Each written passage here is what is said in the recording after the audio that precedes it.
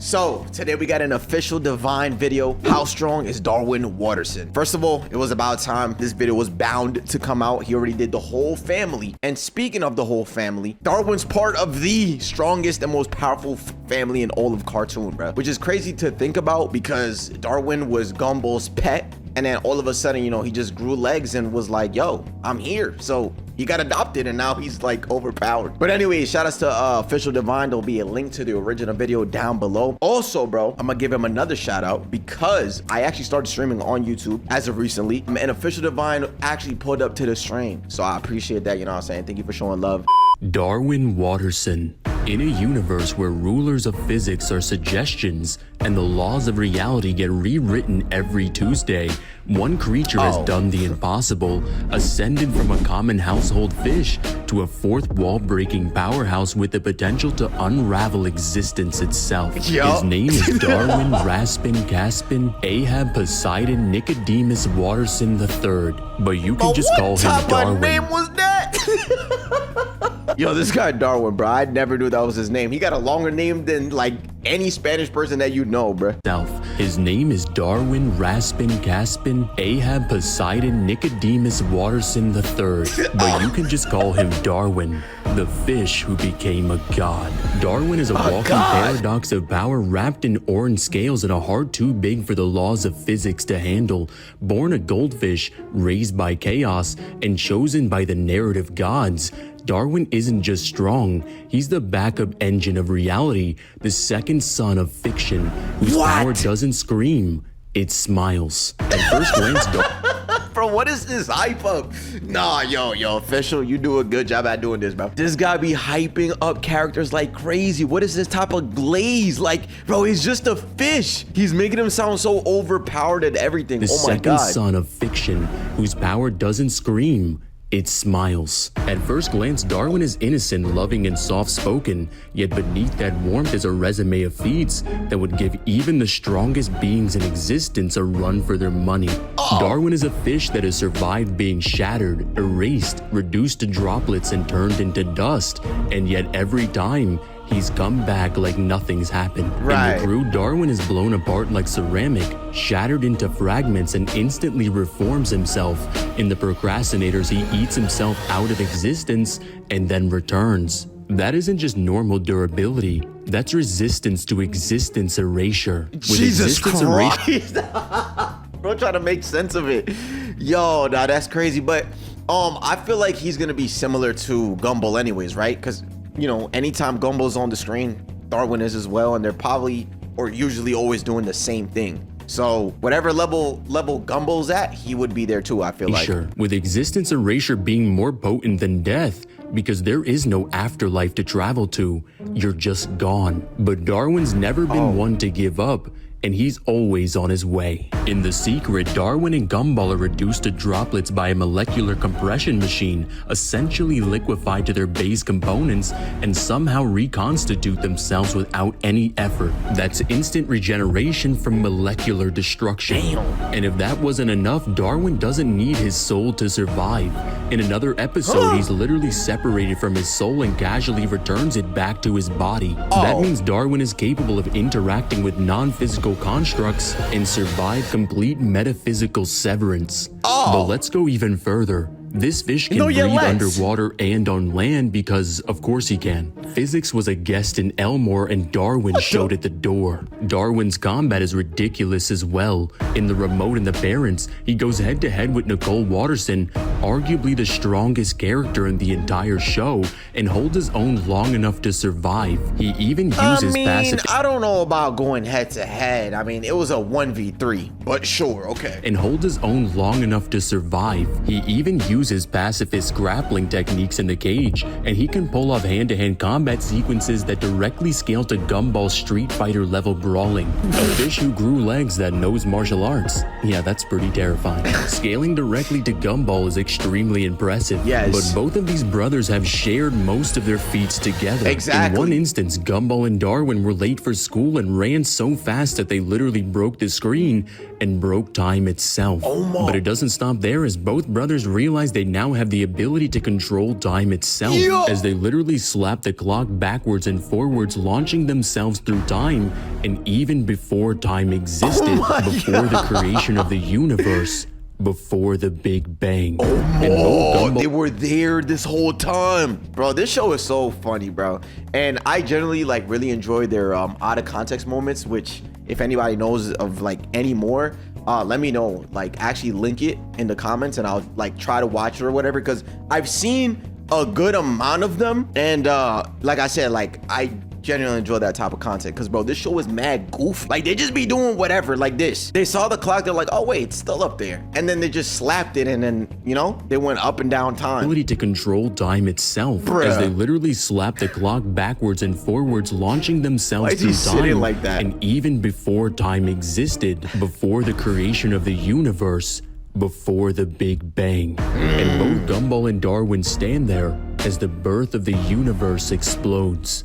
The Big Bang produces 90 duodecillion joules of energy. Jesus. And I know that sounds like a big number, so let's break it down. Please do. For comparison, the sun is so hot that it gives off enough energy every second to power Earth for 500,000 years. Jesus. But it would take more than 1 octillion suns burning for 10 billion years each just to equal the energy of the Big Bang. Which means the bro, hear that again. That is a lot of suns, bro, because the sun is massive. I want to know what else is massive. Shut up, bro. But anyways, bruh, look how many suns it takes to... Suns burning for 10 billion years, but it would take more than 1 octillion suns burning for 10 billion years each just to equal the energy of the Big Bang. Which means the Big Bang would have enough energy to power Earth for over 1 billion trillion years, which is longer than the age of the universe What even itself. number is that? And this fish just shrugged it off like nothing happened. But oh, that's true, because look, it happened right behind them. They witnessed it happen. It off like nothing happened. But it doesn't stop here, as Darwin is even able to exist between dreams, which is stated in the episode itself to be a place devoid of space and time, making Darwin's speed immeasurable. Darwin just sneezing, yes, just a sneeze, can obliterate hundreds of homes, launch Banana Joe and his entire family across the Pacific Ocean, and send cars and trucks flying hundreds of feet into the air, meaning Darwin can destroy your entire livelihood just because he had a feather stuck between his gills. When he gets mad or emotionally triggered, Darwin becomes an elemental nightmare, capable of fire manipulation, sound-induced paralysis, and voice-based attacks so loud they can literally immobilize others. Damn. That's a full-on sound wave force that he does by accident. And when he screams his absolute head off, he can literally crack the cameraman's camera that we're watching the episode on. In terms of speed, Darwin scales directly to Gumball, who dodges lasers from Bobbert, who is stated to use real lasers, which would make him faster than light. But after doing this, that's kind of irrelevant. That's irrelevant, He moves alongside Nicole, who can blitz across town in seconds, and he reacts to fourth wall bending events in real time. This isn't speed in that's the real power right there. That fourth wall stuff, that's real power, because then that means like he's aware of reality. He is aware of us. You know what I'm saying? He knows that he is in a show, and then there's something else outside of that show. You know what I'm saying? Some people call it Toon Force, others call it, I don't know, fourth wall break or something. Duh. Events in real time. This isn't speed in the traditional sense. This is narrative agility, the ability to operate even as reality bends. Darwin is taking massive what is he doing? Wait, did I misinterpret that? Can blitz across town in seconds, and he reacts to fourth wall bending events in real time. This isn't speed in the traditional sense. This is narrative agility, the ability to operate even as reality bends. Darwin has tanked massive pain explosions, the destruction of Elmore High School, an energy blast that would disintegrate most life forms. But most importantly, Darwin survives transitions between genres, styles, and formats. In the Inquisition, when the show turns live action, he continues to function while everyone else glitches. That means Darwin has meta durability. That was part of the show? He can survive not. Yo, nah, this is peak, and I'm actually glad it's coming back. Right? The wonderfully world of Gumball or something. I forgot what it was, but yo, that means Darwin has. That's cool. That means Darwin has meta durability. He can survive not just in-story events, but changes to the story structure itself. He can stop time so he can finish reading a card. He has age manipulation, rapidly turning him and Gumball into elderly men just by talking. He has magnesium manipulation, fire bending, levitation, and teleportation.